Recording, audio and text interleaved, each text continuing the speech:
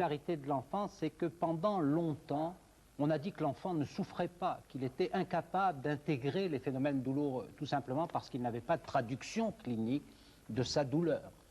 Et certains d'entre nous se sont penchés sur la douleur de l'enfant et on sait maintenant qu'il y a une traduction extrêmement importante de la douleur chez l'enfant et qu'elle est probablement plus importante que chez l'adulte. D'avoir des regrets, j'en ai un. Certainement. Oui.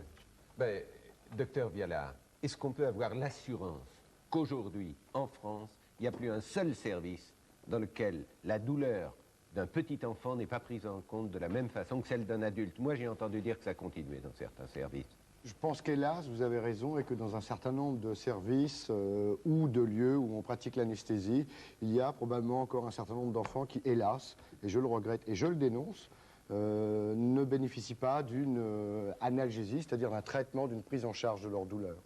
Ce qui me semble effectivement inadmissible à la fois par le public. Il faut dire les choses, c'est monstrueux. Enfin, qu'il y ait des médecins qui continuent à faire ça, je suis désolé, c'est monstrueux, non? Tout à fait. Tout à fait, mais ça veut dire qu'il faudra probablement... Ça revient toujours à la même chose. Non, mais on va pas attendre qu'ils partent à la retraite pour que les enfants cessent d'être torturés à vif. Non, je crois que le fait qu'on le dénonce ce soir, à mon avis, ça va probablement les faire réfléchir. Et puis, ne vous inquiétez pas, on les aide à y réfléchir. Bon. Alors, évidemment, la première exigence que nous avons vis-à-vis de l'anesthésie, c'est de nous réveiller. La deuxième, c'est de ne pas souffrir pendant l'opération. Et puis, il y a aussi de ne pas souffrir après l'opération, parce que là, Martine, les douleurs post-opératoires, ça existe. Oui. Des malades qui souffrent après une opération, il y en a beaucoup, qui souffrent très fort après une opération et qu'il faut soulager, il y en a beaucoup. Et avec moi, Yvonne. Yvonne, vous n'êtes pas une inconnue pour les téléspectateurs de Savoir Plus, parce que vous étiez venue dans une émission qui s'appelait L'Homme Artificiel, et vous étiez venue pour dire bravo la médecine, car Yvonne, levez-vous, je crois que c'est je mieux. peux me lever très bien, sans effort.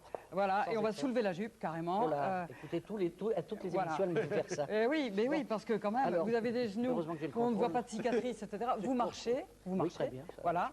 Revenez, Voilà. venez vous asseoir maintenant. Voilà. Et Yvonne, vous dites bravo les médecins. Ah ben c'est sûr, bravo les chirurgiens. Hein? Alors voilà, vous dites bravo les médecins, bravo les chirurgiens, parce que vous avez souffert. Ah oui, ben, avec deux opérations comme celle-là, c'est impossible qu'on ne souffre pas quand même. Hein. Oui. Hein, quand on a des cicatrices de 40 cm chacune, d'abord c'est douloureux. Pardonnez-moi, il faut préciser, vous avez des prothèses. J'ai des prothèses totales, des deux genoux. De la rotule du genou. Pas la rotule, moi j'ai le genou complètement supprimé, moi j'ai deux prothèses totales. D'ailleurs, ça m'a fait un peu diminuer de hauteur. J'ai rapetissé, c'est vrai. Alors, lorsque vous avez été opéré, vous avez souffert le martyre après l'opération. Oui, c'est sûr, oui, vraiment, je voulais même mourir. Moi, je demandais aux infirmières qu'elles me tuent. Alors, à ce point. Et quand on vous voit rire, on se dit, ça finit par se passer. Eh bien oui, on oublie tout après. Hein. Bon. Mais on a dû vous faire de la morphine? Ben, c'est-à-dire qu'on me l'a dit, parce que l'infirmière, je demandais un peu de renseignements après, parce qu'on se rend compte de rien quand même. Quand on est opéré, déjà on remonte, on se rend compte de rien. Et puis même, moi je suis resté 3 semaines à l'hôpital, et quand je suis parti en rééducation, je marchais toujours pas, évidemment. Vous voulez dire que pendant plusieurs jours après l'opération, vous ne vous êtes rendu compte de rien, comme si on vous avait un peu, j'allais dire, endormi pour pas que vous ne souffriez? Vous pensiez même que vous n'aviez pas pris de morphine, tellement que vous aviez... Eh bien oui, je pensais qu'on m'avait pas donné assez de médicaments, tellement je souffrais, oui. Ouais. Mais je pense que le nécessaire a été fait quand même. Ouais. Sûrement, j'ai été bien soigné. Moi, je peux dire que j'ai été rétabli 2 mois après quand même. Ouais. Mais enfin, j'ai souffert énormément, oui. La douleur est insupportable. Alors, professeur Léjean, est-ce que c'est l'anesthésiste qui doit prendre en charge la douleur du malade, de l'opérer, par exemple, au-delà de son réveil? Ok, il est réparé, il est réveillé, il a repris conscience, mais il souffre. Qui s'en occupe? Alors, j'aurais presque envie de dire, madame, au nom de la profession, pardonnez-nous. Parce qu'effectivement, ça fait partie du cahier des charges de l'anesthésiste. Il est clair que la douleur aiguë post-opératoire est une maladie aiguë post-opératoire, qui est obligatoire, prévisible, et dont on a aujourd'hui tous les moyens de traiter. Même des techniques tout à fait récentes et nouvelles. On peut même prévenir la douleur, prévenir et la traiter de manière prophylactique. C'est-à-dire prévenir cette douleur aiguë post-opératoire obligatoire. Même donner aux malades Oui. si vous permettez, la possibilité de se prendre en charge lui-même. Donc on a actuellement tous les moyens. Attendez, je vais préciser. Premièrement, avant l'opération, vous donnez un traitement pour réduire les souffrances qui apparaîtront après. C'est exactement cela. Exactement cela. Et deuxièmement, après, là on l'a vu dans la salle Kremlin-Bicêtre, le malade avec sa pompe à morphine, qui s'injecte lui-même la morphine. Voilà, le malade a la possibilité de se prendre en charge, de prendre en charge ces phénomènes douloureux par ce qu'on appelle l'analgésie auto-contrôlée ou contrôlée par le patient lui-même. Et ceci impose que pendant cette fameuse consultation pré-anesthésique sur laquelle on insistera beaucoup au cours de cette émission, eh bien tout ceci peut être expliqué au patient. Et surtout, qu'il ne doit plus souffrir au XXIe siècle. Docteur Vialard, derrière le problème de la douleur, il y a le problème de la morphine, de l'utilisation de la morphine. En France, les médecins utilisent beaucoup moins la morphine que dans les pays anglo-saxons. Oui, on l'utilise 10 fois moins environ. Mais pourquoi? C'est-à-dire qu'on fait souffrir les gens 10 fois plus. Oui, soyons Bah. clairs, disons-le franchement, nous faisons souffrir 10 fois plus les patients qu'ailleurs. Pourquoi? Enfin, nous tolérons 10 fois plus de souffrance. Pourquoi? Tout simplement parce que la morphine, c'est une vieille dame. Cette vieille dame, elle est connue pour avoir deux vices, en tout cas c'est sa réputation. Soit elle rend toxicomane, donc dépendant d'elle-même, et une fois qu'on en a pris, on ne peut plus s'en séparer, comme le premier de ses amours. C'est faux. Deuxième vice qu'on lui reproche, c'est elle tue les malades, elle tue les gens. Or ça également c'est faux quand on sait l'utiliser. Tout à l'heure, vous nous avez demandé de réclamer les salles de réveil. Moi, je vais vous dire maintenant, est-ce qu'il ne faut pas réclamer la morphine quand on est malade, exiger de ne pas souffrir, parce que quand on vous entend, on dit la morphine ne tue pas, la morphine est un confort pour le malade, l'anesthésiste doit la donner, mais comment on peut l'obtenir? Comment on peut l'obtenir auprès de son Vous anesthésiste? soulevez le vrai problème, c'est qu'à la fois le patient doit dire je veux qu'on me donne un maximum de sécurité, donc je dois avoir une salle où je serai surveillé correctement en post-opératoire, et je veux également ne pas avoir mal en post-opératoire. Donc est-ce que vous allez me donner de la morphine ou d'autres produits, parce qu'il n'est pas toujours nécessaire de recourir à la morphine, mais on doit pouvoir donner suffisamment de morphine aux patients pour ne pas qu'ils aient mal. Et vous, vous dites, c'est possible aujourd'hui. Absolument. Alors, l'anesthésie, normalement, va se pratiquer, bien sûr, à l'hôpital. Mais il arrive aussi qu'il faille pratiquer l'anesthésie en urgence sur le terrain. Et c'est ce que font des services spécialisés qui s'appellent SAMU, SMUR, etc. Et Isabelle Clairac a regardé agir dans la région de Lille ces anesthésistes volants.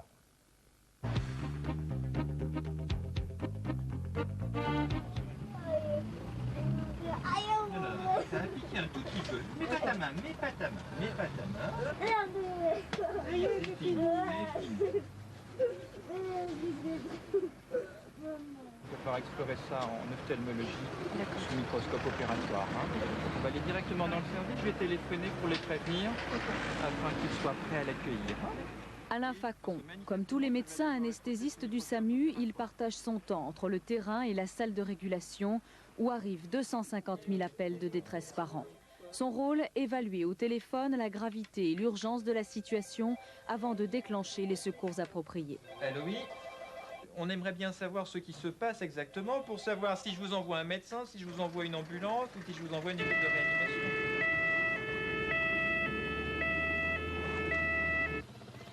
Il s'agit d'un accident de voie publique avec un patient qui a eu un traumatisme crânien, perte de connaissance et qui récupère petit à petit, qui est médicalisé. Nous allons ramener sur l'urgence de l'hôpital le plus proche.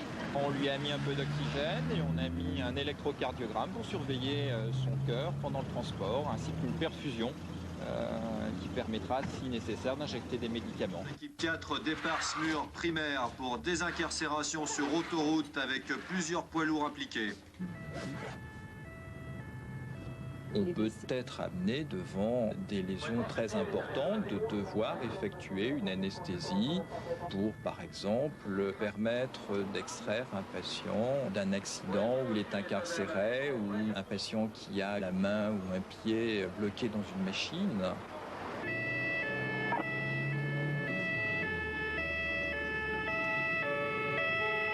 C'est une collision entre plusieurs camions, mais uniquement blessés légers, donc pas de nécessité de médicalisation. Pas d'anesthésie. Pas d'anesthésie, on rentre. C'est exceptionnel d'endormir les blessés.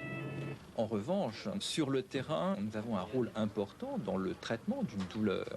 En administrant des calmants, on n'admet plus actuellement d'avoir mal à l'hôpital. On ne peut pas admettre non plus d'avoir mal juste avant d'arriver à l'hôpital, alors que ce sont les mêmes médecins, ceux qui travaillent à l'hôpital, qui viennent vous prendre en charge sur voie publique ou à domicile. Ça n'est pas logique. La rotule est complètement sur... À mon avis, c'est une luxation de rotule. Hein. Ouais, tout à fait. Il a eu du prophénil et du lubin plus de l'antonox pour le transport, car c'est excessivement douloureux. Parfois, il ne suffit pas de calmer la douleur ou d'endormir un accidenté qui souffre trop. L'anesthésiste est souvent amené à réanimer un blessé. T'as combien, 1 milligramme par ml? Une grosse part de son activité médicale, c'est de maintenir l'ensemble des fonctions vitales et permettre d'amener un malade vivant à l'hôpital. Les moyens, assistance respiratoire, perfusion, transfusion sanguine et dans les cas les plus graves, massage cardiaque.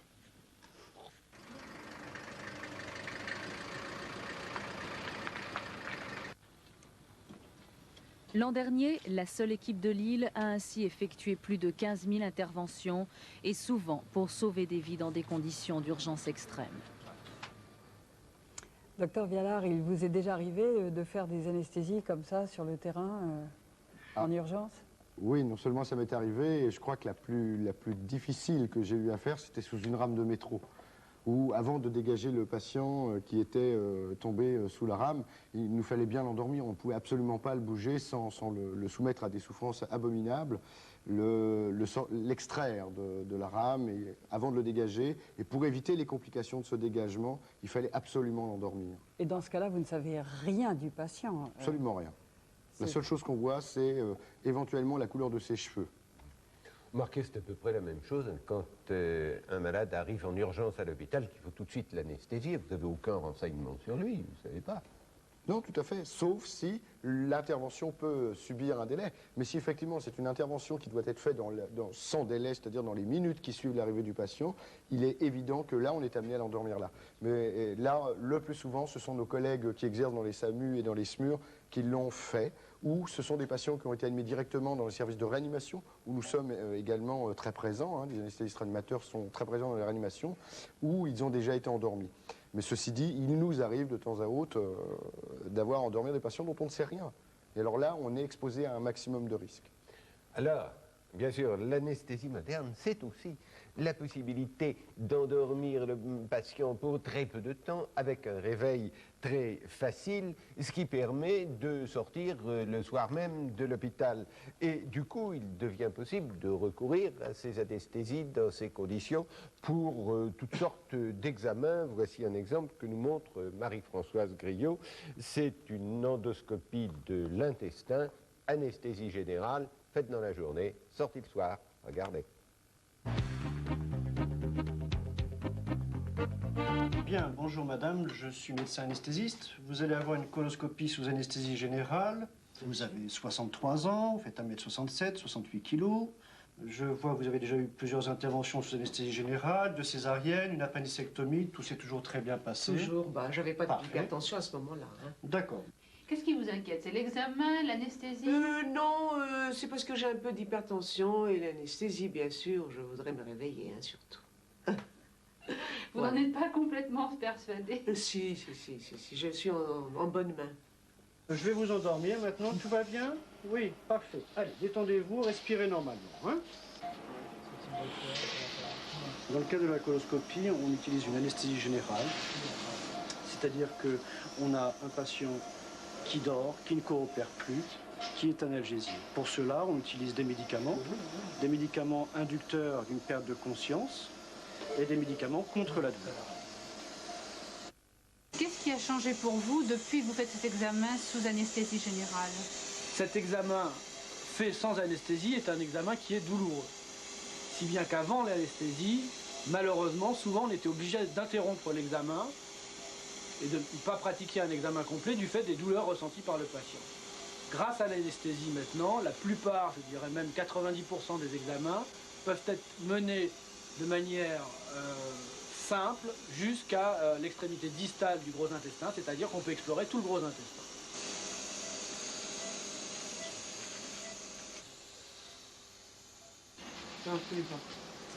Pardon? Vous n'avez rien senti. Eh bien, c'est parfait, c'était le but recherché. Alors vous aviez peur de l'anesthésie? Ah, j'avais une trouille terrible. Ça, je mourais de peur. Et c'est depuis 2-3 jours que j'ai peur. Mais là, ça s'est bien passé. Je pense que ça s'est bien passé. Là, je sens rien. C'est très bien. Et je suis contente. Au moins, je vais avoir... vous savez, tout ce que j'entends sur ces polypes et ces trucs, eh bien, je suis bien contente de l'avoir fait. Et vous n'avez pas de nausées? Vous ne vous sentez pas... Rien, j'ai envie de manger. Bien, Madame Malka, tout va bien? Très bien, docteur, je vous bénis. Je vous remets un compte-rendu d'anesthésie. Oui, je vous Il est remercie. décrit tous les médicaments, toutes les drogues et toutes les méthodes que j'ai utilisées pour votre Eh anesthésie. bien, vous savez, je la garderai comme la Bible. Surtout, gardez-la, elle pourra vous être utile pour une autre anesthésie. Hein, vous la remettrez à tout anesthésiste, tout médecin qui vous la demandera. D'accord. Merci beaucoup, docteur. Elle vous sera remise à votre sortie. Merci beaucoup. Au revoir, docteur. portez-vous bien, Oui, Madame merci. La règle jusqu'à présent, c'était qu'un acte chirurgical qui nécessitait une anesthésie générale interdisait la sortie le soir même. Ça ne se passait pas tout à fait comme ça. C'est vrai qu'on disposait peu de produits à l'époque qui permettaient une remise à la rue, parce qu'on appelle ça la remise à la rue. En fait, ce sont les produits qui vont... oui, c'est les produits qui vont nous aider, parce que ce sont des produits qui amènent un sommeil anesthésique rapide, avec une élimination rapide, et la possibilité de remettre ces patients à la rue sans qu'ils oublient l'endroit où ils habitent, ou tout simplement qu'ils sont mariés, par exemple. Donc on dispose à l'heure actuelle de produits qui permettent ce genre d'anesthésie. Alors on voit ces produits qui sont carrément miracles, puisqu'on passe de l'état inconscient à l'état conscient. Cette dame, au bout de 30 minutes, aimerait bien manger, et pourtant on la laisse, elle aussi, 3 heures en surveillance. Et éventuellement, on leur dit de ne pas conduire leur voiture. Alors, oui, mais bien sûr, parce que rien n'est anodin. Vous savez, il n'y a rien de magique dans l'anesthésie. En ce sens que quand vous allez administrer un produit, il faut que les téléspectateurs sachent qu'on dort avec son cerveau et qu'on va modifier là, au niveau du cerveau, un certain nombre de réactions chimiques qui fait qu'on a un sommeil profond dit anesthésie. Et que ceci va contraindre d'autres fonctions, comme celle de la mémoire, de la respiration, et on peut avoir des résurgences selon qu'on utilise tel ou tel produit et présenter un risque au moins dans les premières heures qui suivent.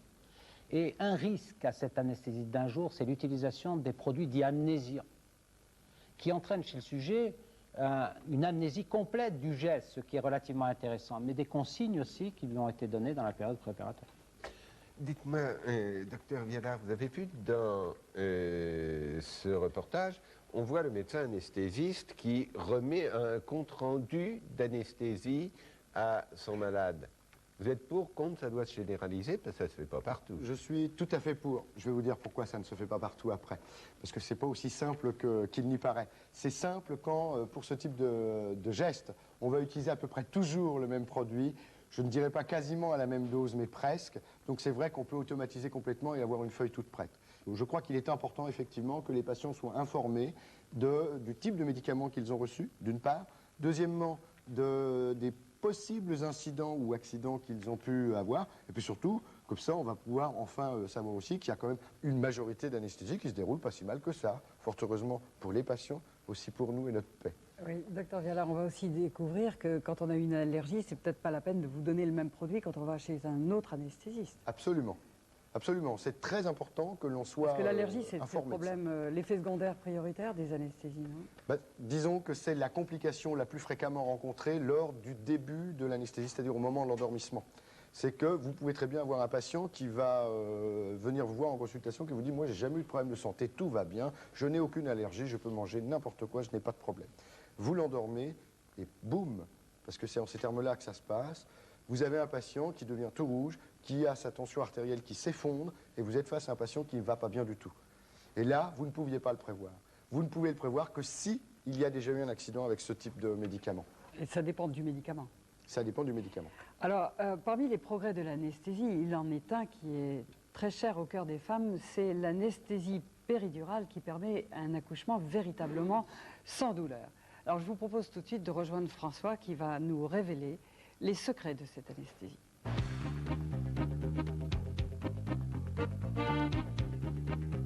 patient en haut, mais insensible en bas. C'est le grand avantage de la péridurale. Tout se passe ici entre les deuxième et troisième vertèbres lombaires. Voilà, nous allons les examiner. Alors, à ce niveau, la colonne vertébrale ne contient plus la moelle épinière, mais des faisceaux de nerfs. Il faut supprimer la douleur, mais garder le mouvement. Pendant l'accouchement, les contractions de l'utérus sont douloureuses, mais elles sont indispensables. On va donc les conserver, mais on va éliminer la souffrance, et voici comment on fait. L'aiguille passe entre les vertèbres, elle traverse le ligament jaune qui réunit ces vertèbres pour déboucher dans l'espace péridural derrière que vous voyez ici représenté en gris. Attention, cette aiguille, elle est creuse et on fera passer à l'intérieur un petit tube de plastique qui ira alors déverser le liquide anesthésiant dans cet espace péridural. Cet espace péridural, nous allons maintenant le découvrir. Voilà, il est juste sous mes pieds, irrigué par les vaisseaux sanguins et il entoure le canal central, d'où partent des nerfs, comme par exemple celui-ci. Et maintenant, je vais passer sur la vertèbre en bas. Attention. Remarquez, juste derrière moi, à ma hauteur, le cathéter, c'est-à-dire le petit tube en plastique qui va acheminer le liquide anesthésiant qui arrive maintenant, vous le voyez, en bleu. L'anesthésie est en place. La douleur, c'est une perception transmise au cerveau. Coupez la transmission, vous coupez la sensation douloureuse. C'est ce que va faire la péridurale. Le message de la douleur, il circule sous forme d'un flux dans ces fibres nerveuses, comme celle-ci, qui sont elles-mêmes protégées par ces gaines isolantes.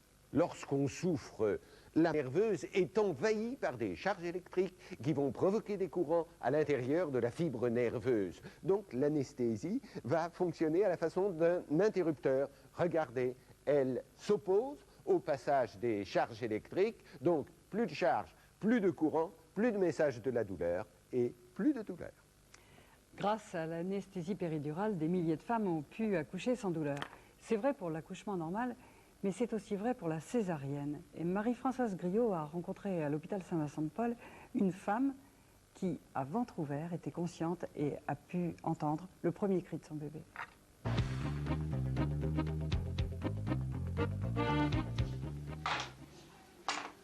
Bien madame, donc vous êtes bien positionnée, vous allez remonter vos genoux le plus haut possible sur votre poitrine, de façon à avoir le dos bien rond.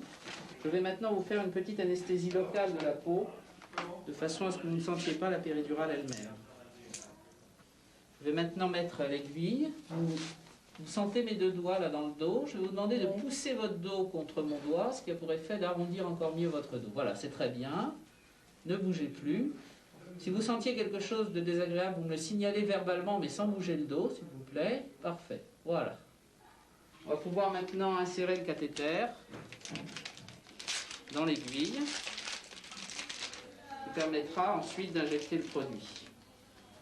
Vous n'avez vraiment rien senti? Non, là, aucune douleur, non, non. Ça se passe bien.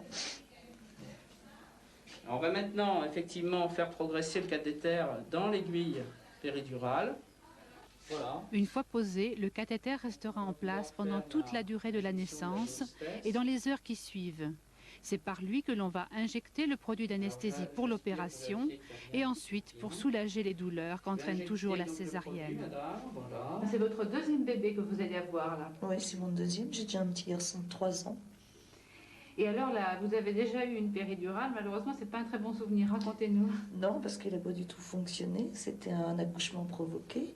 Donc j'avais demandé une péridurale, mais en aucun cas j'ai pu avoir satisfaction. C'est-à-dire que j'ai eu mal, quoi, en fait. Donc aujourd'hui, j'espère que ça va fonctionner. Là, c'est froid, vous me dites quand c'est moins froid, quand ça change. Un test tout simple pour contrôler l'efficacité de l'anesthésie, la compresse alcoolisée que l'on promène sur la peau. Quand on ne sent plus le froid, cela prouve que la zone est anesthésiée. Je ne sens plus. Vous ne sentez plus là. Ça va, le moral est bon? Le moral est bon, oui. Enfin là, il y a une petite angoisse quand même sur la notion d'ouverture, mais bon, ça va. Puis une impression aussi un petit peu de planer, enfin, je pense que c'est les produits, quoi. Mais ça va, sinon. Je suis ravie que la péridurale ait fonctionné. Bon, j'attends.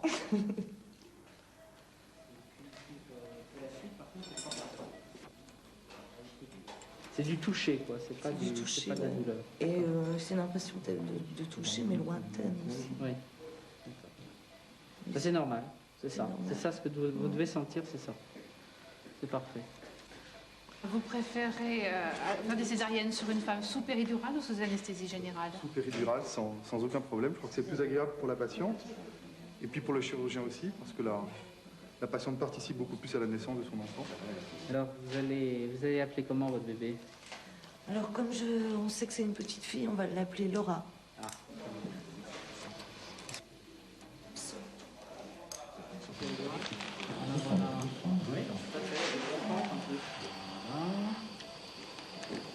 Et voilà. Et voilà, ce bébé. Vous avez entendu? On va parler? Regardez ça. Regardez là, reste un peu le champ. Encore, voilà, encore. la jeune Regardez votre fille. petite puce.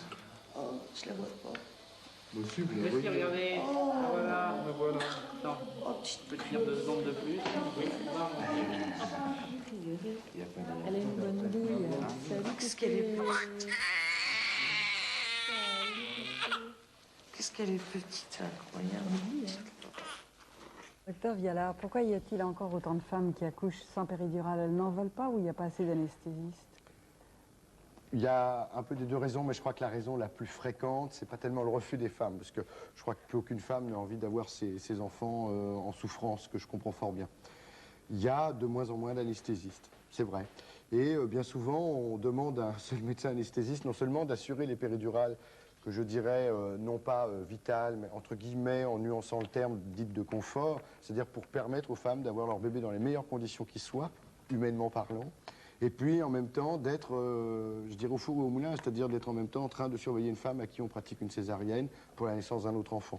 Un médecin anesthésiste, c'est un homme comme tout le monde, il a 2 mains et oui, il est deux entouré jambes. d'infirmiers anesthésistes, on va le dire quand même, c'est pas un homme qui travaille tout seul, hein, qui travaille non, en on n'est équipe. pas seul complètement. Mais vous d'ailleurs, êtes insuffisant quand même. Hein.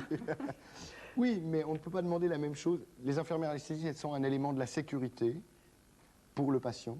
Elles sont également un élément qui nous permet à nous de pratiquer des gestes de plus en plus difficiles, de plus en plus lourds, mais on ne peut pas non plus leur demander de faire exactement la même chose que nous. Nous ne faisons pas tout à fait le même métier. Elles nous sont totalement indispensables, elles le savent, et elles savent très bien que lorsqu'elles ne sont pas là, nous sommes désespérés. Rappelez-vous le reportage sur Strasbourg où un collègue a dit « Nous n'avons même pas d'infirmières anesthésistes. » Elles sont fondamentales pour nous.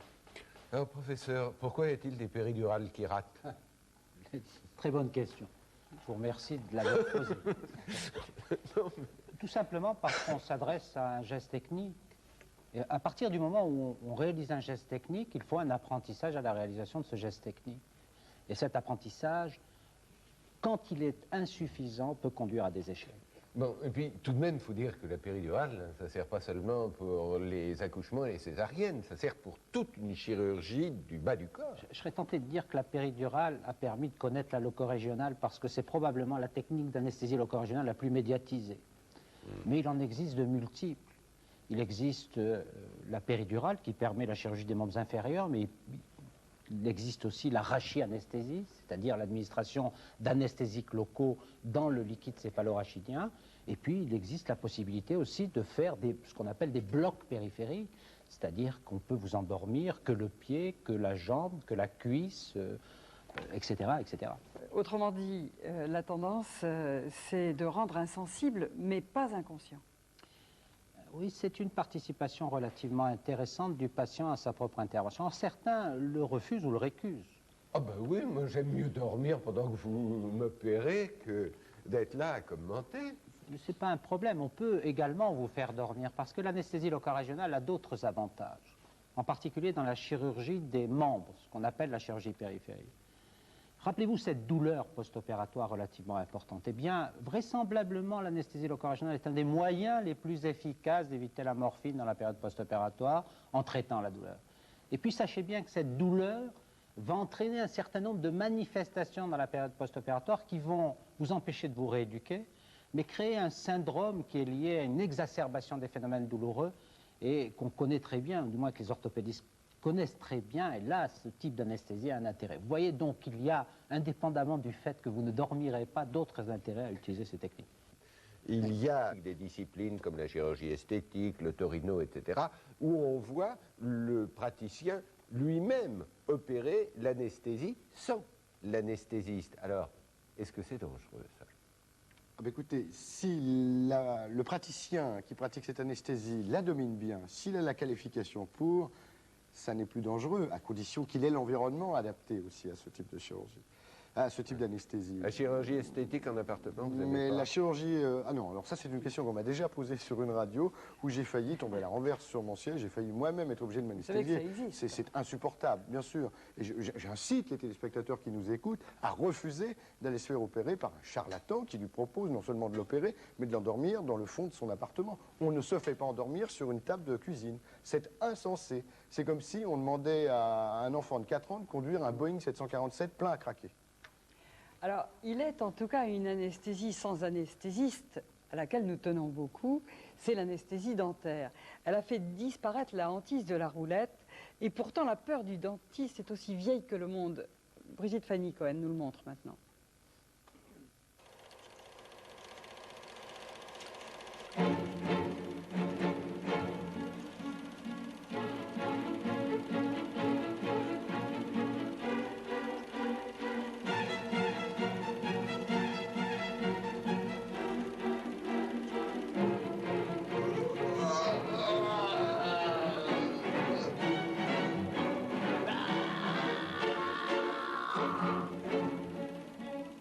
Nous allons commencer par faire une petite anesthésie superficielle de votre gencive. Si vous voulez ouvrir gentiment la bouche. Première étape, la pré-anesthésie, afin de ne pas sentir la piqûre qui, elle, permet d'effectuer la véritable anesthésie. Cette patiente en aura besoin. Elle va subir une greffe de gencive afin de créer un meilleur environnement aux 12 implants qui ont déjà été posés sur la mâchoire supérieure. Alors là, je prépare l'anesthésie locale. Donc c'est une anesthésie qui va se faire par infiltration. Alors vous voyez, le secret d'une bonne anesthésie, c'est d'une part d'injecter tout en haut de la gencive, à un endroit où la gencive n'adhère pas trop à l'os. Et le deuxième secret, c'est d'injecter extrêmement lentement, parce qu'en fait, contrairement à ce que les patients croient, ce n'est pas le fait de piquer qui fait mal, mais le fait d'injecter un liquide. En chirurgie dentaire, l'anesthésie se pratique sans anesthésiste. Pourquoi ? Eh bien parce qu'en fait, on n'a pas besoin d'un anesthésiste qualifié pour faire une anesthésie locale, que le risque d'accident est quasiment nul et que nous sommes équipés avec des moyens de ventilation et de réanimation ici dans les hôpitaux, comme dans ce service d'odontologie de l'Hôtel-Dieu. Mais en cabinet dentaire, le chirurgien dentiste pratique aussi des anesthésies sans salle de réanimation. Il n'a pas de salle de réanimation, effectivement, mais ils reçoivent une formation en réanimation pendant leurs études et ils sont équipés avec un matériel de base, c'est-à-dire au moins un masque et de l'oxygène, donc ils peuvent attendre les secours éventuels. Est-ce que les dentistes n'ont pas aujourd'hui trop tendance à anesthésier leurs patients, même pour une carie superficielle, par exemple ? Je ne crois pas que les chirurgiens dentistes aient trop tendance à anesthésier. Au contraire, ça répond d'une part à une demande des patients d'être soignés dans les meilleures conditions possibles et d'autre part pour qu'ils puissent travailler avec une qualité de soins optimale. Est-ce qu'on a mal aujourd'hui encore en cabinet dentaire ? La réponse est catégoriquement non, si justement on a recours avec subtilité à l'anesthésie.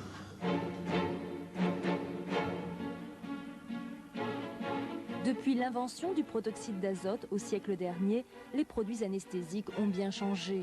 Ils ont gagné en efficacité et en sécurité. Les contre-indications à leur usage sont exceptionnelles. Seul progrès qui n'ait pas encore été réalisé, trouver le moyen de vaincre la peur que provoque chaque piqûre d'anesthésie. Donc, leçon à retenir, si l'on a un dentiste bien formé, pas d'affolement. Professeur, est-ce qu'à multiplier les petites anesthésies comme ça, il y a un risque d'effet secondaire ou pas?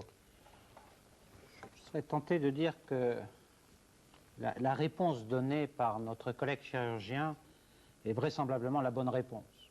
Il existe une demande, on offre à cette demande des moyens relativement sûrs de réaliser une anesthésie. Faut-il donc avoir peur de l'anesthésie? Je reviens au titre même de notre émission. La réponse, elle est d'abord dans les chiffres. On vous l'a dit, il y a des millions d'actes anesthésiques chaque année en France. Il y a, semble-t-il, 300 anesthésiés qui ne se réveillent pas. Il y a 1 millier, semble-t-il, à peu près de séquelles irréversibles. Mais c'est très peu, c'est vrai, mais dans chaque cas, ce sont des drames humains, et des drames humains qui aussitôt suscitent la question, mais qu'est-ce qui s'est passé? Est-ce que c'était un malheureux concours de circonstances, un accident ou des bavures? Alors, voici un exemple typique, c'est celui de Christian. Christian, il partait pour subir une anesthésie tout à fait banale. Isabelle Clairac nous raconte la suite.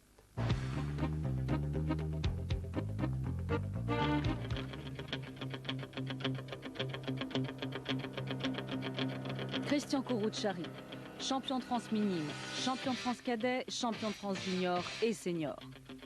Pendant 10 ans, ce sportif arrache tous les titres d'une discipline extrêmement difficile, la pelote basque à main nue. En 92, c'est la consécration. Christian est évidemment sélectionné pour les Jeux Olympiques de Barcelone. Il représente tous les espoirs de l'équipe de France. Quand soudain, tous ses rêves s'effondrent. En 1 heure, la vie de ce jeune homme de 21 ans va basculer dans le drame. 20 mars 92, accompagné de sa mère, Christian quitte la ferme familiale pour Biarritz, où il doit subir une légère opération du nez. J'attendais dans la chambre. D'ailleurs, à la chambre, j'ai regardé à 2 fois parce que le lit était vide. Je me suis dit, est-ce que je ne me suis pas trompée au moins de chambre, hein? Et puis, non, je sais bien la chambre de mon fils. L'anesthésiste, elle est venue donc m'annoncer à la chambre en me disant bon, qu'il avait eu un choc. Mais bon, un choc, moi, j'ai rien compris, quoi. Ça veut rien dire, un choc, hein? Un choc, elle ne nous a pas dit ils ont fait quelque chose ou si c'est le corps qui a mal réagi. Enfin, personne n'a un choc, c'est tout. En fait de choc, il s'agit d'un arrêt cardiaque dû à l'anesthésie. Le rapport d'expertise établira plusieurs imprudences, et notamment que l'anesthésiste et le chirurgien ont utilisé en même temps des produits anesthésiques qu'il est dangereux d'associer. Après 8 jours de coma, Christian rouvre les yeux. Mais les séquelles neurologiques sont immenses, le cerveau ayant été privé d'oxygène pendant plusieurs minutes lors de l'arrêt cardiaque. On se disait, ben c'est fini, on n'en sortira rien de ce pauvre garçon. Voir quelqu'un comme ça, c'est incroyable, c'est épouvantable, c'est inadmissible, quoi. Voir quelqu'un dans cet état-là, comme ça, pour une petite intervention, on peut pas digérer ça, quoi. Hein. Vous savez, on peut comparer ça pratiquement à un petit animal. Hein. Voilà. Il ne savait plus rien faire? Ah, il ne savait plus rien faire, rien. Ni marcher, ni manger, mais alors rien du tout, quoi. Il fallait... Bien sûr, il y a eu de l'amélioration, il a pu quand même commencer à marcher, d'abord à la chaise roulante, et puis après, en le tenant, et à force de le faire travailler là-bas avec des kinés et tout ça, bon, oui. Mais manger aussi, il fallait lui donner à manger, on lui donnait à manger tous les jours. Et quand il a commencé lui-même à manger, il fallait lui trier un peu, parce que je crois qu'il aurait tout avalé. Même les os, hein. Allez. Kinésithérapeute, orthophoniste, psychiatre, neurologue, depuis 2 ans, Christian tente de récupérer ses facultés physiques et intellectuelles. Voilà, allez, très vite, allez, vite. Il y a encore malheureusement des séquelles au niveau neurologique. Hein, et des fois, bon, je ne sais pas si vous le voyez là quand on est en train de travailler, le bras gauche il part au lieu que ce soit le bras droit. Hein, il y a une sorte de... comme si le geste moteur déraillait, si vous voulez. Hein, c'est qu'au niveau de la commande, il y a des choses qui sont perturbées. Là-bas. Ouais, allez.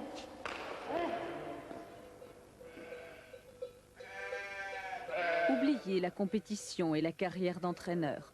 Aujourd'hui, Christian aide ses parents à la ferme avec difficulté et amertume. Rien qu'en me regardant, on ne dirait pas un garçon qui a eu un grave problème. Moi, je suis comme un autre, tout à fait. Mais à l'intérieur, c'est pas tout à fait comme un autre. C'est ça qu'il y a. je suis quand même diminué par rapport à ce que j'étais avant. Voilà, je suis diminué. Bon, la vie est dure, quoi. Parce qu'il me faut... Parce que j'aimerais revenir comme avant, quoi. C'est ça qu'il y a. J'aimerais revenir comme avant, ou même plus bas. Ça m'est égal. Mais avoir... me sentir bien, quoi. Et j'en veux toujours à l'anesthésiste, au chirurgien, à cause de l'erreur qu'ils ont faite, parce que je suis resté mort pendant un certain temps, durant l'anesthésie, et que j'ai dû tout réapprendre, parce qu'ils m'ont foutu la vie en l'air. Alors, il faut préciser, bon, la famille a porté plainte contre l'anesthésiste, mais attention, l'affaire est en cours, donc il a été fait état d'un rapport, d'un simple rapport, mais il n'y a pas pour le moment de jugement, c'est pourquoi, évidemment, nous n'avons pas et nous ne nous prononçons absolument pas sur une quelconque responsabilité dans cette affaire. Bon, mais tout de même, docteur Vialard, est-ce que l'anesthésiste ne vit pas dans la hantise de la bavure? Dire qu'on n'y pense jamais, ce serait mentir. C'est quelque chose qui effectivement nous obsède. Et c'est probablement pour ça aussi qu'on s'est permis de lancer le cri d'alarme qu'on a lancé en décembre dernier, en disant donnez-nous les moyens d'assumer la responsabilité qui est la nôtre. C'est vrai que lorsque j'entends un certain nombre de patients, il y a des moments où j'ai l'angoisse que ce qui est arrivé à ce jeune homme arrive à un patient qui me fait confiance. Et je ne peux pas imaginer qu'un jour je sois confronté à ce type de situation. J'ai heureusement eu la chance pour l'instant d'être épargné, et par mes erreurs, et par, je dirais, le concours de circonstances malheureux que vous avez évoqué. Et je crois que c'est vrai qu'on n'a qu'une envie, c'est de dire, mais leur dire pardon, ça sert à rien. Leur dire on va réparer, ça les aidera à quoi? Ils auront moins faim, mais on ne leur redonnera pas tout ce qu'on leur a fait perdre.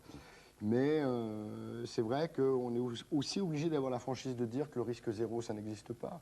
Et là, ce que j'ai envie de dire, moi surtout, c'est que les gens comprennent bien que pas de petite anesthésie. Il y a probablement des petites interventions, on l'a dit, mais c'était une anesthésie comme les autres, avec les mêmes risques que les autres. Donnez-nous les moyens d'assumer correctement nos responsabilités, nous ferons le reste. Oui, mais alors vous nous poussez à l'exigence, vous nous demandez de réclamer une consultation pré-anesthésique, des comptes rendus, une salle de réveil, etc. Est-ce que vous ne craignez pas un jour qu'on soit dans une situation un peu à l'américaine où nous sommes tous des plaideurs en puissance en disant vous a donné tous les moyens, vous n'avez pas fait le maximum. Vous avez employé le mot « mes erreurs ». Vous n'aviez pas assez de moyens ou bien, comme tous les anesthésistes, vous faites aussi des erreurs? Mais je crois qu'il faut être conscient aussi de la vie réelle d'un médecin anesthésiste. Il faut savoir que parfois on nous demande aussi de travailler plus de 24 heures de suite. Il nous est arrivé à tous, hélas, et ça il nous faut le dénoncer très fort, on nous demande parfois d'endormir des patients après avoir travaillé plus de 24 heures de suite. On n'imagine pas une demi-seconde qu'on demande ça à un conducteur de bus, à un conducteur de camion ou à un pilote d'avion. Et heureusement qu'on ne l'exige pas. Ça, je dirais, on sait où sont les responsabilités. Ce n'est pas le problème des téléspectateurs aujourd'hui, c'est clair.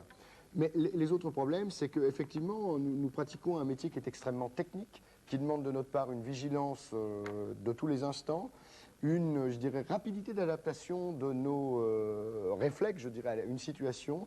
Et c'est vrai que je ne peux pas vous garantir que je suis aussi fiable qu'un ordinateur. Je dois être aussi peu fiable qu'un ordinateur. Mais ce que je retiens, c'est que dans l'avenir, mon anesthésiste, si je dois être opéré, je le vois bien avant l'anesthésie. Il me suit pendant l'opération. Vraisemblablement, je suis conscient, il me dit « vous inquiétez pas », il me tient la main. Après, il me réveille, si j'ai été endormi, et il continue à me suivre jusqu'à ce que j'ai plus mal. Dans l'absolu, c'est probablement, si j'avais un vœu à formuler aujourd'hui, c'est probablement celui-là que je formulerais. Plutôt que d'avoir des acquisitions nouvelles, des moyens informatisés pour donner l'anesthésie, je dirais simplement que c'est probablement la meilleure proposition qu'on peut faire. Et je pourrais ne plus avoir peur. J'espère qu'on a réussi à vous rassurer déjà. Bah, il faudra encore faire des efforts. Merci, messieurs. Alors, pour ce soir, Savoir Plus, eh bien, se termine. Claude Carré, Laure Baudouin, Christian Gérin, toute l'équipe qui a préparé cette émission. Nous vous remercions de nous avoir suivis dans cette réalisation de Dominique Giuliani. Bonsoir. Bonsoir.